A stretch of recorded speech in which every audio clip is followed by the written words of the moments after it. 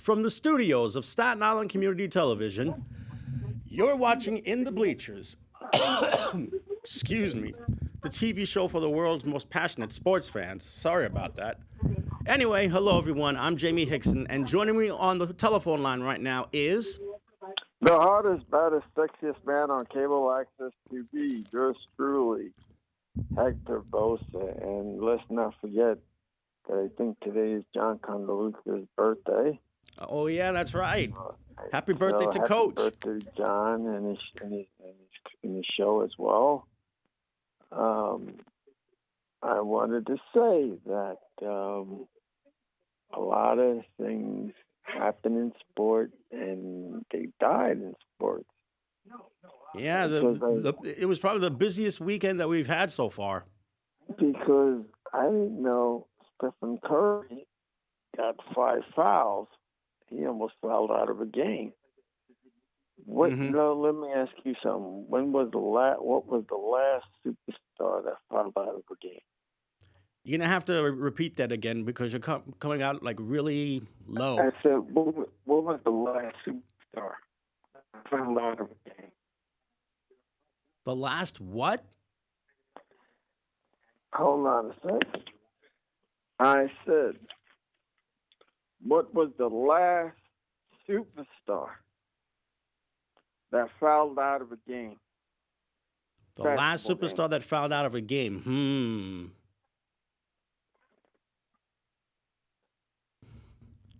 Because Jordan didn't do it because they needed the ratings. Yeah. They won't touch LeBron. So honestly, it's been a while since a true superstar has actually fouled out of a game. Usually it's because the referees are making all of the non-calls essential. They're making non-calls, but it's funny because if you think about it, right? Mm-hmm. Think about it. If you stepped on Bird's shadow, you would get a foul. Yeah. Magic was the same way too. Magic, yes.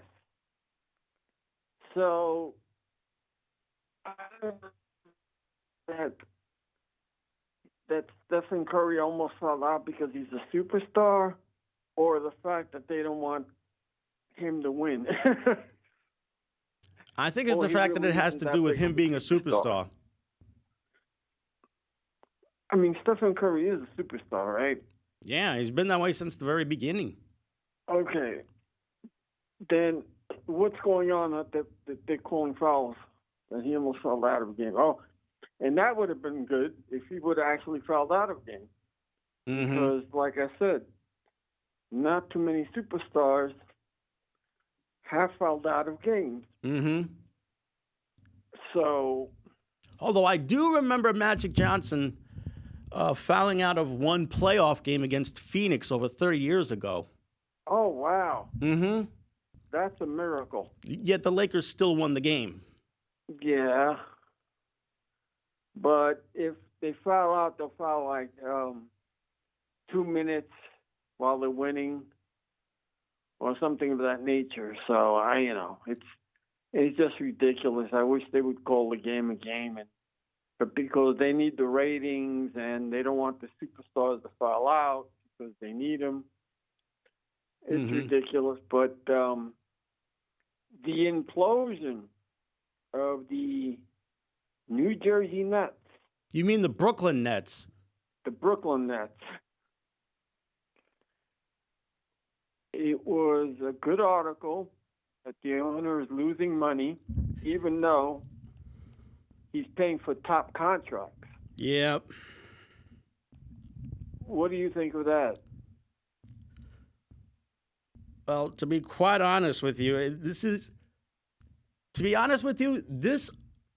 this class of owner and his team, it's nothing new that they're losing money.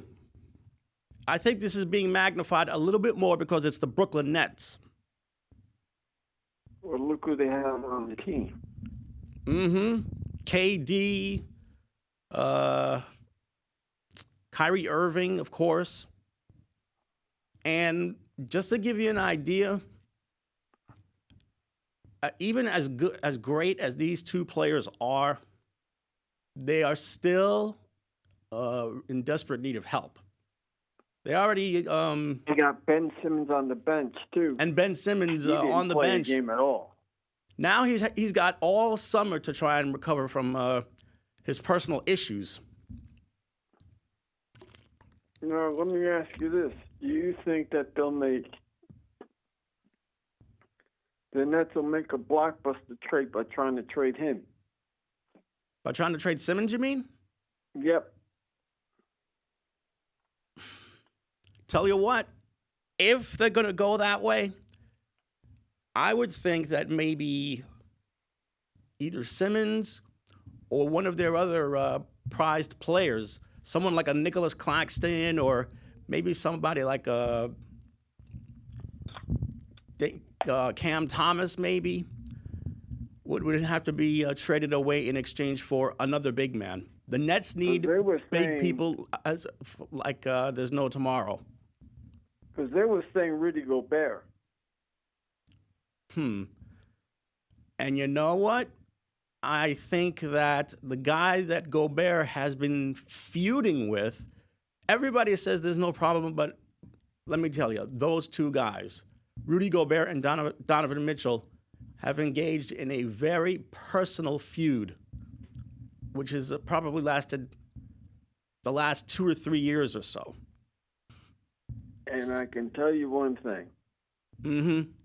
If the Knicks are able to get Donovan Mitchell, right? Mm-hmm. The only person that I would not trade is R.J. Barrett. That's the only guy that's probably untouchable. I hate to tell you this, Hector, but it might have to take somebody like Barrett in order for the Knicks to make a deal like this. It's a shame because you're trading away a good guy for a good guy. Mm-hmm. But if you give up, let's say, as one of the articles that I showed you, which would be one had R.J. Barrett, Emmanuel Quigley, Evan Fournier, and a 2024 draft pick. Mm-hmm. I heard instead of Fournier that they might have to sacrifice Julius Randle. You know what? If you can get away with giving up Julius Randle and keeping R.J. Barrett and trading like McBride or Grimes, Mm-hmm. so be it. Because I think if you had Donovan Mitchell and R.J. Barrett together, that's your set team right there. Because you hope that Obi Toppin can step in. And prove that he's a bona fide power forward. Yeah, if he's able to do it. If he's able to do it, and, if you get rid of Julius Randle. I don't see why not. I mean, Obi Toppin has the build to be a power forward. Yeah, that's true. But, going back to the Brooklyn Nets. Yeah. They are they're paying a lot of luxury tax. Yep. They're paying almost $100 million. They're giving away tickets in 2018 to 2019. They don't know if they're going to sign Kyrie Irving again. They're maxed out. They don't have no cap room. Mm-hmm. So the best thing would be it's either Ben Simmons got to show that he can still play, and then, the Mavericks decide to get, let's say, Ben Simmons, whoever else they said, on, 2 other players to get Rudy Gobert. Mm-hmm. But you don't know how Ben Simmons is going to come out. But if the guy is losing so much money, and now they need another executive. Mm-hmm. Because he fired his CEO. Was it because he was losing money? It might have something to do with it. Or because he was making bad trades, or because he bloated the contract, because they're not making any money. Mm-hmm. Because as much as you like the Knicks or hate the Knicks are the number one team in basketball in New York City. No matter how bad they are, they'll always bring in money in some shape or form, and that's sad. Mm-hmm. Because if they're bad, don't go. But you have a lot of Knicks fans out there, and you have a lot of, people that don't never go to the Garden or never go to any other place, that they'll go and do things. Because it's expensive. Yeah, that's true. But if you try to go at least once in your life, once every year, which isn't so bad, but, it is expensive. It is very expensive.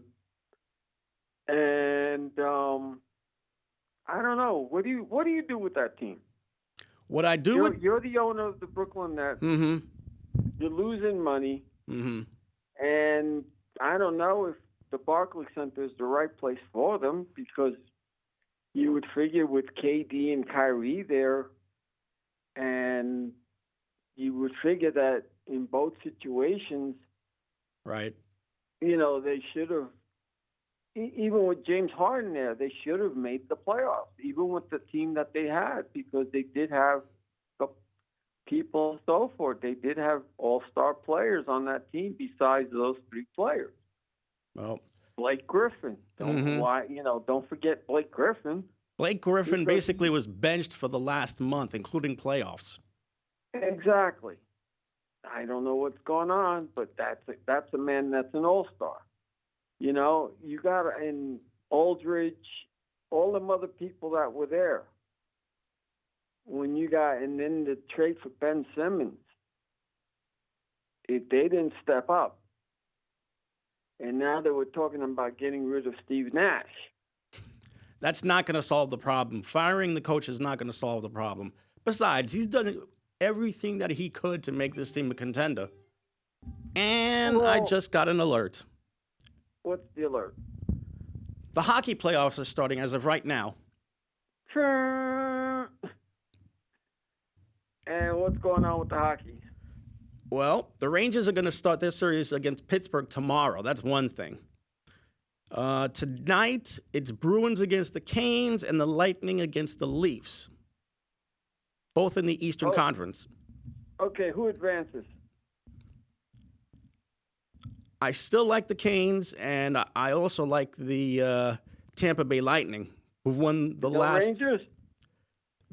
The Rangers are going to have a lot of problems with Pittsburgh. Pittsburgh has two bona fide superstars that could probably take over a game at any time. At the same time, the Rangers have probably the best player in the Eastern Conference right now, and that's Chris Kreider, who came off a 50-goal season. Now, you were to ask me who wins this series, I take the team that's got two bona fide superstars over one. I like Pittsburgh in this one. Pittsburgh. Okay, and how about the Western Division? Western Conference, let me check that right now.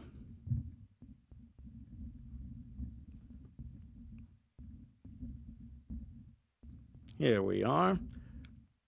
Let's see. The Western Conference features St. Louis and Minnesota, and also the LA Kings taking on Edmonton. Who wins? Oh, there's also Nashville against Colorado and Dallas against Calgary.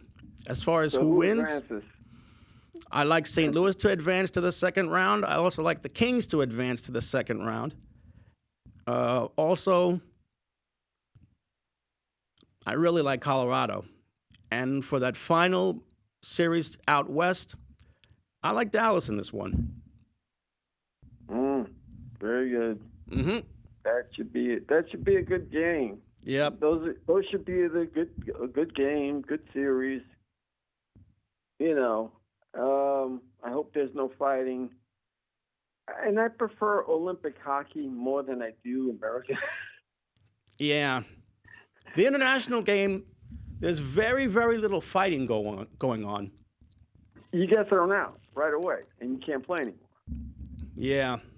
But we're so used to hockey having fights Yeah. that it's ridiculous. And also that the Olympic rings are a lot bigger Mm-hmm. than the smaller rings that they use. But that should matter because there shouldn't be no fighting, period. I don't know how there's never any fighting in the Olympics, but somehow there's always a fight in some shape or form here. Mm-hmm. But it's just too funny for me. But like I said, going back to the Nets, Mm-hmm. how do you fix them? How do you fix the Nets? First things first, get a power forward. If you have to, get 2 power forwards or any type of height that you could add to the front line. Number 2, I would have to see if I can get a really good, bona fide point guard who can take some of the slack off of Kyrie Irving in case something happens to him.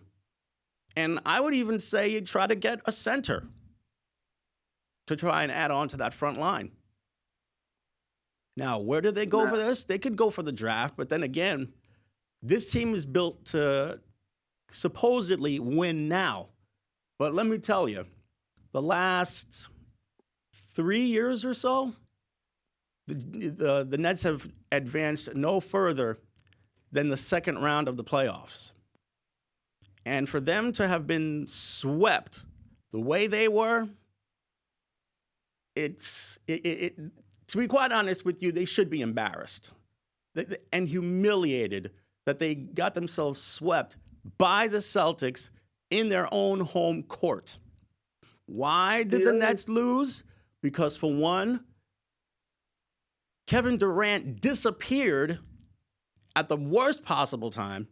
Number 2, Jason Tatum shredded them. Number 3,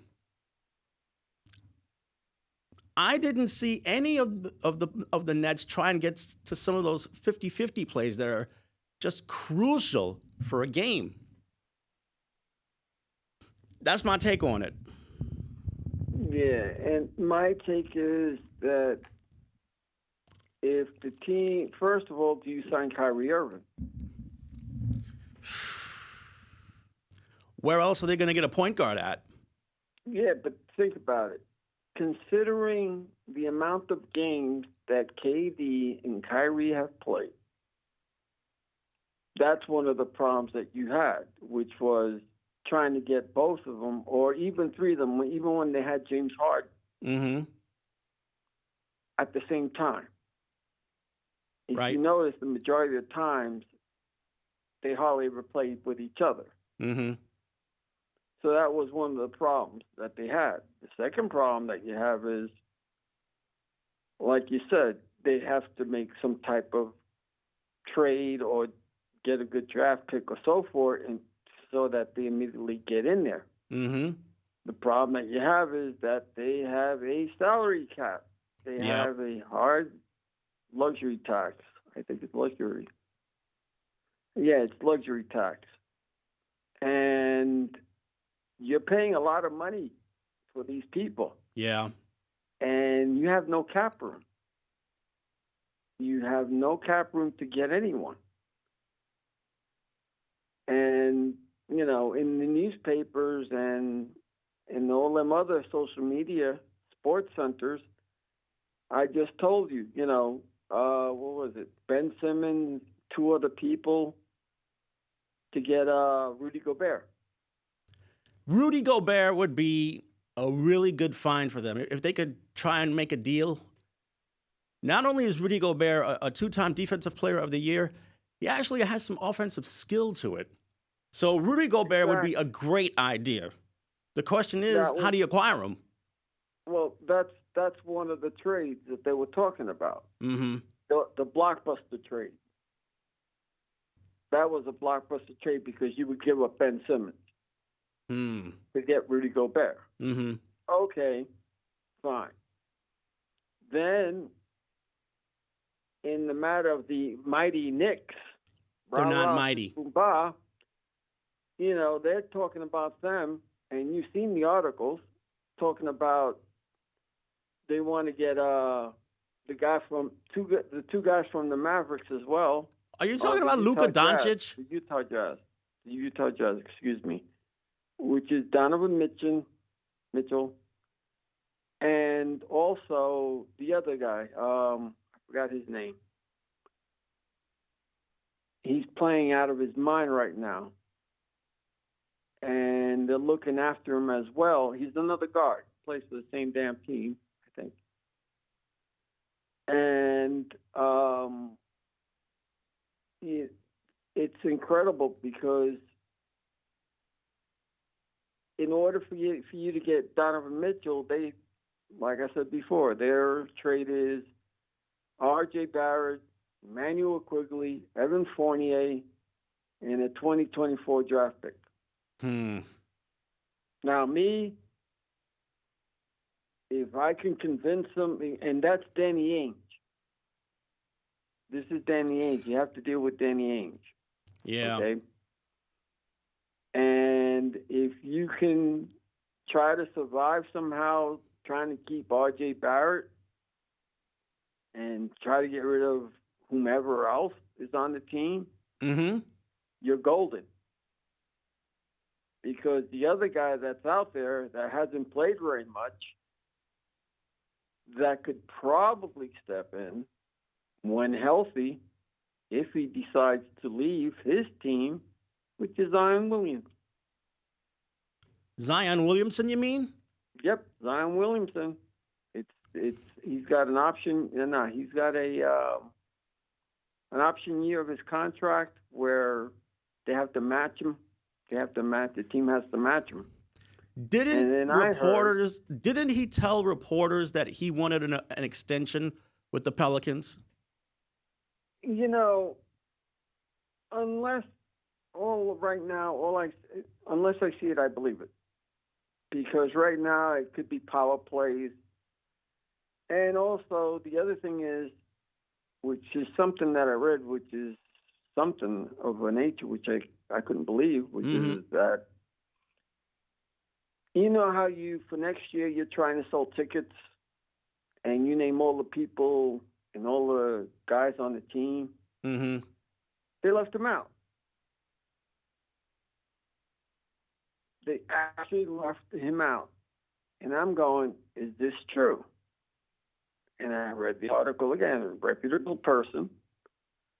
And I'm going, this is unbelievable. You're trying to keep this man, and you're not even, even though he's had bad luck with his foot, but you're not even promoting him as one of your superstars.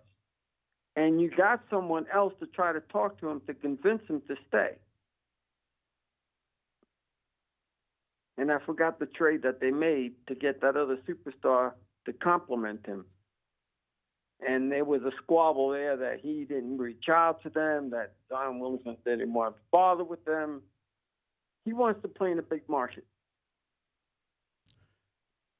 And well, I'm sorry? I said, well.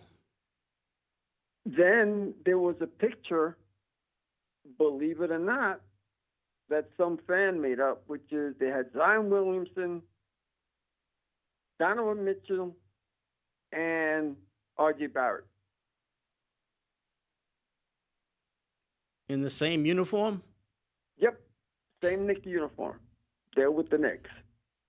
I'm going to tell you right now, the Knicks... That would be something, but, with Williamson's foot and, you got Cam Radish out there, I mean, you got a lot of good players, but R.J. Barrett would be untouchable for me at this point in time. And if you can combine, if you can try to do something. But what was that other guy? What was the other guard's name? Julius Ruffin. Oh, what's this guy's name? He's always coming up too. He's always coming up too. And you know the damn guy, but I forgot his name. He's another guard that he's, like I said, he's doing well. He did well in the playoffs, or he's doing well in the playoffs. And I think Jason Kidd is coaching him. What team is Jason Kidd coaching this time? He's head coach of his former team, the Mavericks. The Mavericks, right? Mm-hmm. Now, what's that guy's name? I forgot. He's a damn guard, and the Knicks want him too, because he's a free agent. Oh, you're talking about Jalen Brunson. Yeah, him. The former Villanova star. Yeah, the Knicks are hungry for him. If they can't get Mitchell, they want him because he's a free agent. But again, they have no cap space. Mm-hmm. So something's got to happen. And I don't know how the willing and dealing, because there was a problem with William West, Wild World West, going over there to Utah game and seeing them, and then seeing the Mavericks game. And I'm going, you know, his father knows he works in the Metro Knicks organization. The Knicks passed him up. Mm-hmm. So it's weird. It's very weird what they're going to do. Very weird. Let me tell you right now, the Knicks should forget. I'm telling you right now, the Knicks should forget about Zion Williamson. He is nothing more than a medical liability. He missed a whole season because of a foot injury. Usually it takes a matter of weeks for a foot to heal, but for some reason, he took the whole season. Something's got to give here. That's number one. Yeah. That's number one. Do you think he doesn't want to play there? Would you go to New Orleans?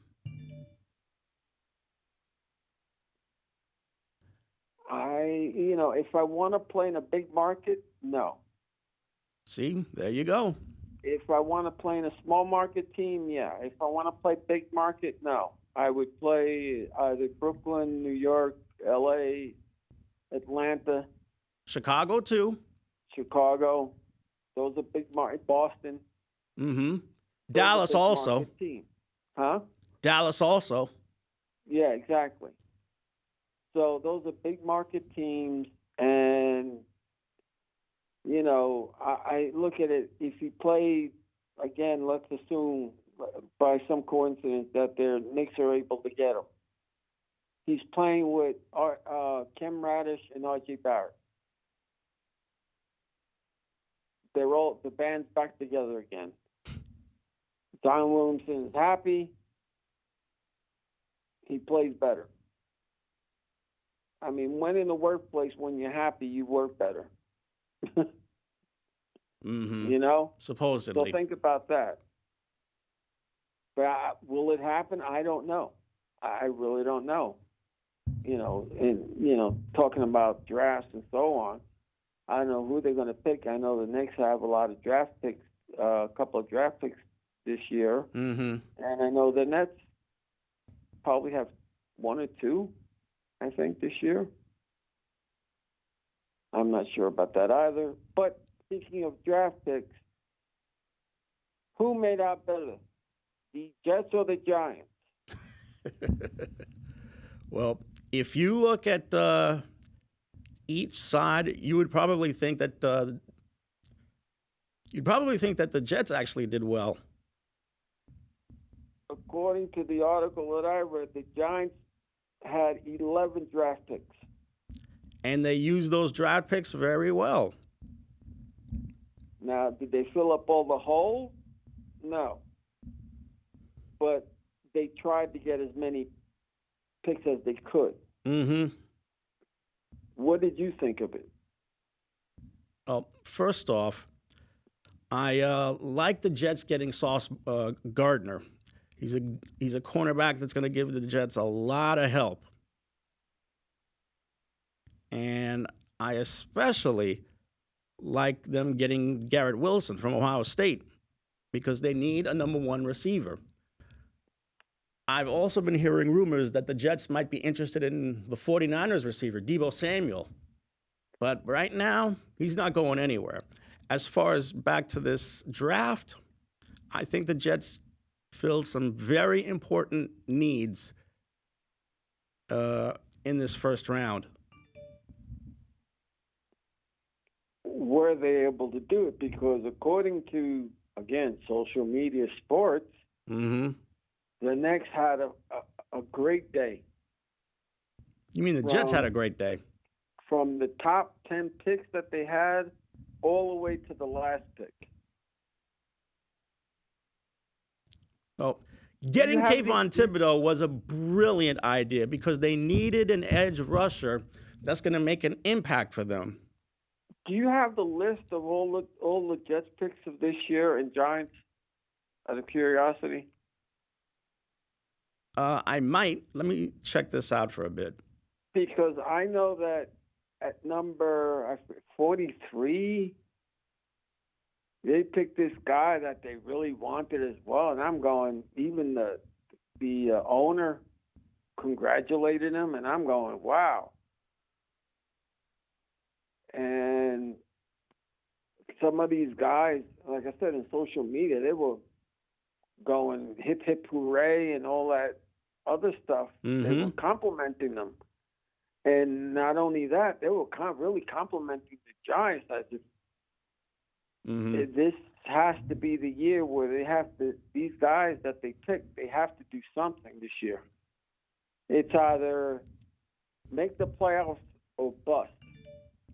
It should be like that every single year, but the problem is, in years past, they couldn't buy a clue on how to upgrade a roster with draft picks. Exactly. But my point is, in this situation now, because of last year's salary cap that they did nothing, plus with the coaching problem that they had and still the same GM that you have there. Right. And he had a fantastic salary cap. He was under the salary cap, but he tried. To me, really, I don't know how much he got, but I know he look at the lineup that they have, they did get some good people. Yeah. Now, you hope that with this draft pick, it's one of those situations where if this guy didn't pick well, as a GM, he's gone. Yeah. All right. Now, if you mentioned before that you wanted to hear every newcomer that's going to be on the Giant roster, right? Yeah, and the Jets, if possible. Well, I have all of the Giants picks. I went to the NFL app. Go ahead. Kayvon Thibodeau, who's an edge rusher from Oregon. Their seventh pick, or their second pick of the first round, I should say, Evan Neal from Alabama. He's an offensive tackle who is really going to give them a lot of athleticism. And considering his size, 6'7", 327 pounds, or 337, he is really going to give the Giants a shot in the arm with his athleticism. And now, then didn't they have a problem with the first rounder though? The first guy that they picked, wasn't there a little trouble with him? You mean Kayvon Thibodeau? Yeah. Unfortunately, he has gotten into trouble with the law. Yeah. Not that matters because anybody can change, but I'm just saying they got him because he can play the game. Now, there is an upside to this kid, right? Oh, yes. There's a real upside to this kid. So go ahead, continue. Go ahead for number 3. Let's see. Their third draft pick, Wardale Robinson of Kentucky. He's a wide receiver. I think he could maybe step in and occupy a role in the slot alongside Sterling Shepard. And let's see here. Joshua Ezeudu, who's from North Carolina, he's a guard, an offensive guard. He's supposed to be really good. Mm-hmm. He can play any spot except for center, but he can play any spot. Mm-hmm. And then the Giants wound up getting a kid named Wardale Flott, who's out of LSU. Daniel Bellinger, who's from San Diego State. He's a tight end. What do you think of him? I think he has a chance to step in right away and occupy the tight end spot that unfortunately was vacated. What about the other guys that you mentioned before him? Because I didn't want to interrupt, but I knew about that other guy that you mentioned.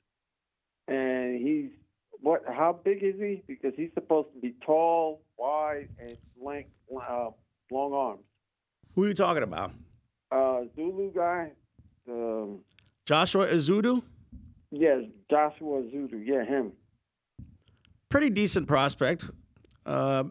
He's got some mechanics that he has to work on. First off, right. But you can't teach athleticism, and this guy, he has a chance to make a real impact on the line. And he's also, like I said, he's got long arms, big hands, and from what I understood, watching some of the draft, they were raving about this kid too. Mm-hmm. And for he the record, play, he's 6'4" and 308. Look at that. And he can play. I think he's playing right end, not tight end. He is playing guard. He's playing guard, but he can play off guard too. So he can play Possibly both positions. And you talked about his arms. He's got 34-inch arms and 9.5-inch hands.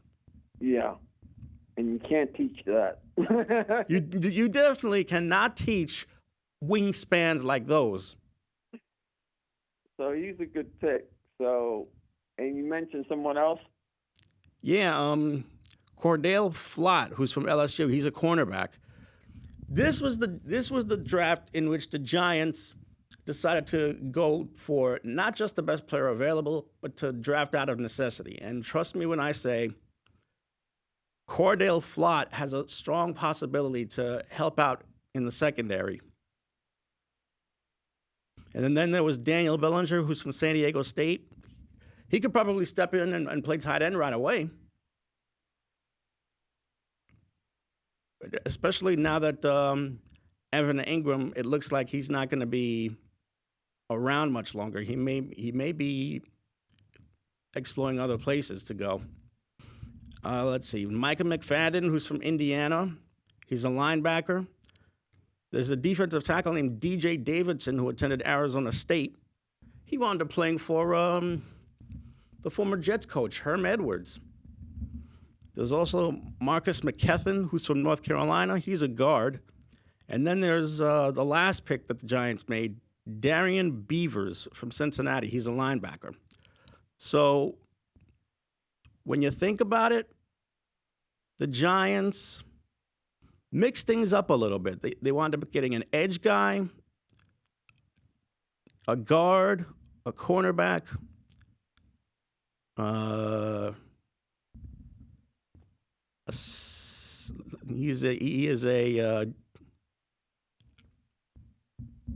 think it says that he's a safety. Yeah, he is a safety, Dane Belton. Right. And some of them were All-Americans and so on too. They had high acolytes, even though they were drafted in the third round, second round, so on. So it's not that they were terrible players. You know, they just happened to be that way.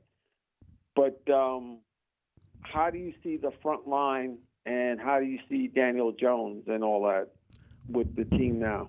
It's funny that you mentioned that, because now that Daniel Jones' fifth-year option got declined by the Giants, he has no choice but to step up his game if he's going to be the Giants quarterback of the future.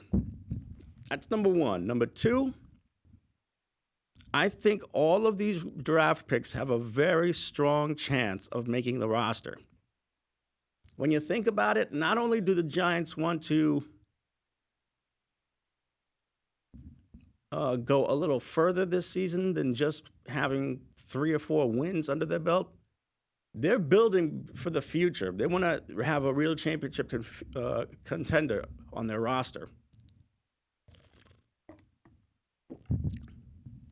Because, like you said before, they do have good players on the team. Mm-hmm. It's just that you hope that with the team is young now. Mm-hmm. And right now, they have the center, I think, from Buffalo, who is supposed to be really good. And yeah, they wound up getting a lot of people from the Bills. So, these are guys that are supposed to be good. And then with this with the draft picks that you have now, and what you do, you got to deal with Shaquan Barkley. Yeah. You hope that you can get a wide receiver or two.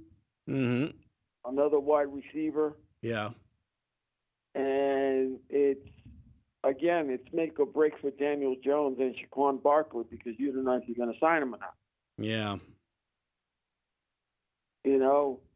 And they took care of more of the defensive line or the offensive? They had one more pick on the O than they did on D. Let's put it that way. So they balanced it out pretty good so that Daniel Jones at least will get some protection. More so than before. Right. So, and how long is the Giants? He just started. The GM just started. Yeah. And the coach has been there, what? How many? They got a new coach, too? Yeah, Brian Daboll is the new head coach of the Giants. And he's another guy with Buffalo connections. And let me tell you. I'm sorry. Yeah. I was about to say, I don't know what this means, getting so many Buffalo connections on the Giants roster, but it's become clear these guys are hard at work to try and make the team better. And this whole thing they could get themselves off to a pretty good start if they attend the OTAs, which usually don't really get to be optional. It's another way of saying you need to attend this camp because we want to see what you can do for us. And also, the other thing I'm looking forward to is how, because the fans were ecstatic by these guys. Yeah. The fans were really upbeat. If no major injuries come along, that's going to be this Giants team should be really good, except for you have the doubt, you don't know what they're going to do in free agency if they're able to do anything. That's another thing. You don't really hear them go and say, oh, we're going to get this wide receiver. We're going to get this guy. We're going to get that guy. Right. Unlike the Jets. Now, go through the Jets. Do you have the Jets draft pick? Yes, I do. And I can tell you right now, the Sauce Gardner pick at number 4, that one I like a lot. And I also like the fact that they addressed problems at receiver and on the line. The D-line, that is. Step up. They got to do it this year. Who else? Sauce Gardner. Sauce Gardner and their other number 1 pick. Actually, they had 3 number 1 draft picks that they could decide with. But I like the Garrett Wilson pick at number 10. He has a chance to be a number 1 receiver. And I also like their pick of Jermaine Johnson, the second from Florida State. And just to give you an idea about their plans for running back, they drafted a kid named Breece Hall from Iowa State. So it could be that Breece Hall might contend for the top spot at tailback, along with a couple of the mainstays that they have. And then there's Jeremy Ruckert from Ohio State. He's a tight end. There's Max Mitchell, who's from Louisiana Lafayette. He's an offensive tackle. And finally, there's Michael Clemens of Texas A&M. He's a defensive end. So that makes 2 defensive ends, a corner, a receiver, a running back, a tight end, and an offensive tackle. So I'd say they came away looking very, very respectable. And they're looking forward to trying to get this, like you said, that trade, which I hope it does go through, and it's not a smoke screen. Yeah. The Niners are pretty adamant that they don't want to trade him, though. But let me tell you, Deebo Samuel has already made it clear to them he wants out. So anybody that's showing some interest in this guy, the 49ers need to listen to them. Yeah. And I'm certainly hoping that the Jets decide to do something ballsy, like make a deal for Samuel, because he's got number 1 receiver potential with the 49ers or somebody else if a deal goes down. Well, secondly, who you have to give up for him, too. That's another thing, you know. Draft what picks. What do you have to do to get him? Draft picks. Well, let's see what happens, because they got enough draft picks for next year and the year after, I think. Mm-hmm. But,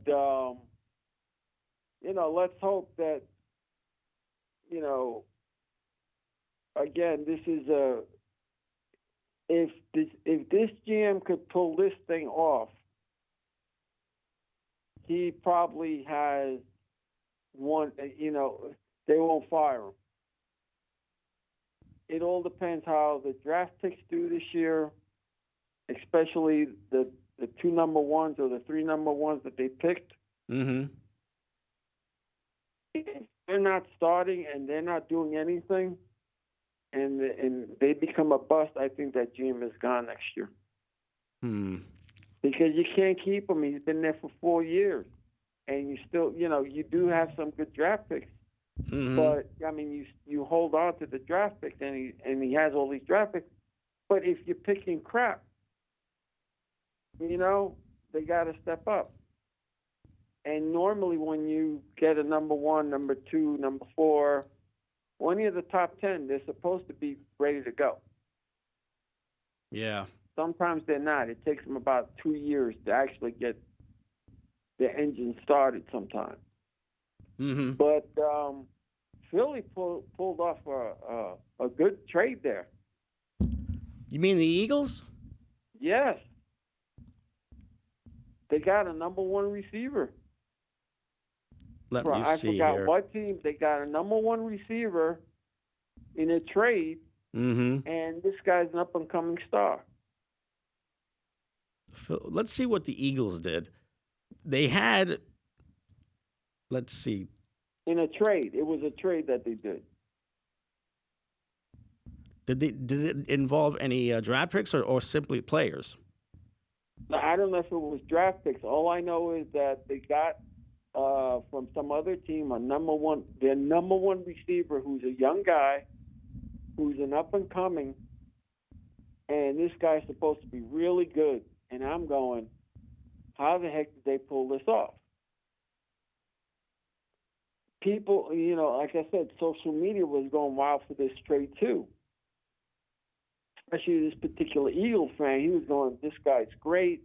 I don't know how this other team gave this guy up because he's an up-and-coming wide receiver. I have no idea.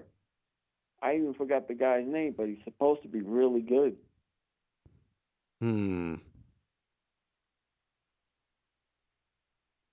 But and the Detroit Lions, how did they do? They wound up getting a really intriguing defensive player. Let me see. a little bit here about this. Here we go.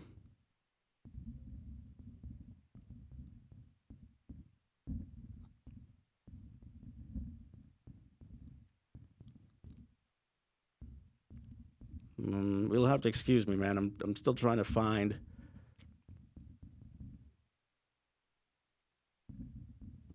stuff involving the Lions. Here we are. I wanted to tell you about Cespedes. Yoenis Cespedes? Remember, in January, he got hurt. And Boris, his agent, Scott Boris, Mm-hmm. the Mets were going to sign him for a year. He declined. And he got hurt. Mm-hmm. The thing, he dove for baseball. They wanted him to practice. And the Mets could have signed him for a year, but he declined. But that's beside the point. But go ahead. Talk about the Lions now. All right. Learning. They got probably the best defensive player in the draft, which is Aiden Hutchinson from Michigan. And then they filled a spot at receiver by drafting Jamison Williams from Alabama. Then they got 2 straight defensive prospects. There's Joshua Pascal of Kentucky and Kirby Joseph from Illinois. Then they got a tight end, James Mitchell from Va Tech. Malcolm Rodriguez, who's from Oklahoma State. He's a linebacker. Then they got one of the players from the all-black universities, James Houston from Jackson State. And then they drafted a cornerback, Chase Lucas from Arizona State. So when you think about it, getting a defensive stopper like Hutchinson, it was practically natural that they would pick the hometown kid. Yeah. But now you see you see the Detroit Lions, you see the Jets and the Giants. Mm-hmm.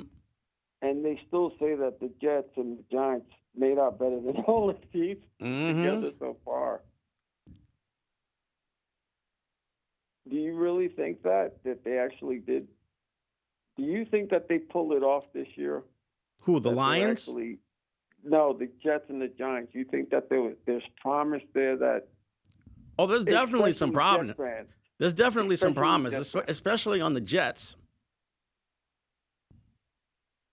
Because if you look at their roster with their other players, and you look at the Giants with their other players, you'll see that that's a pretty good lineup. Right. Except for quarterback. When it comes to Daniel Jones, and you don't know if you're keeping Shaquan Barkley. You know? Mm-hmm. That's the only thing. Did you find out about the Phillies one, the Philly trade that I was talking about? Unfortunately, I didn't see anything from the news section. So that's all right. I'll try to find it for you. I'll try to send a link to you. But and like I said, it's either goodbye, it's either you make the playoffs or bust. And speaking of bust, Robinson Cano, don't you know, is gone from the New York Mets. Yep, designated for assignment, which in English means he got cut. And, there was another article that I read saying that this guy, their owner must really want to win because he's owed $40 million. Yeah. I'm kind of hoping that the Mets can cut a deal with somebody. That way he could still try to prove that he's a durable player and that he's a durable hitter too. But he had a good spring. Yeah, but that doesn't translate into the regular season, though. And he didn't even hit 200. The Mets just have better players just now. The Mets have better players right now. You could say that again. And how? I'm sorry. I was about to say, how about those Mets and Yankees? Both of them are in first place in their respective Eastern divisions. but please explain to me how the Mets get plunked 19 times or 20 times. How do they get plunked 19 times? Well, part of it has to do with control of the starting pitcher. The other part has to do with retaliation. A Met pitcher might have hit an opponent at the plate, so the manager might want to say, you do something to try and even the score. Right, but the Mets have complained, and so have other baseball organizations, that they're being plunked way too many times. Ball. I know. And baseball doesn't want to hear it. Every team in baseball gets hit by pitches. This is nothing new. But 19 times? In the span of a month, I know. That's ridiculous. I mean, the 86 Mets would not have put up with that. That's for damn sure. Yep. But I'm happy that they're in first place, but I don't approve that if a couple of teams are saying that I don't know what the heck did they do with the balls, that they can't grip them. Oh, these are probably the new baseballs that they're using. Instead of it being slick, why don't they just make the ball out of another material? I don't know, because all I know is that they don't want to make them. What is it made out of? I forget what it was made out before. Leather. Mm-hmm. Wasn't the baseball made out of leather at one point, and then leather came from horses? What? Yeah, the balls are made out of rawhide. Mm-hmm. And if you can't grip it, and people are complaining, you got to do something about it. Not just go, oh, don't worry, it'll be fixed. When you get a team that's been hit 19 times, mm-hmm. Come on. I think that's ridiculous. I'm glad that they're in first place and they got that no-hitter. Mm-hmm. A no-hitter that unfortunately I missed because I was working.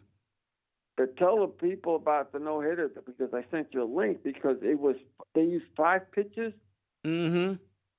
for that no-hitter. Yeah. And that was the second in Mets history. Yep, the second no-hitter in Mets history behind Johan Santana. And I'm going, wow. That's amazing that the Mets are in first place so far. They got off to a good start. Mm-hmm. And most people that get off to a good start never hold out. Yeah. Let's just see what they can do for an encore in the month of May. Besides, you don't win championships in April. You win them in October. But it's good to win now because you never know what you're going to lose later on. Better to beat up the people now than to beat them up later because sometimes those games that you should have won before mm-hmm. will bite you in the rear end later on. Yep.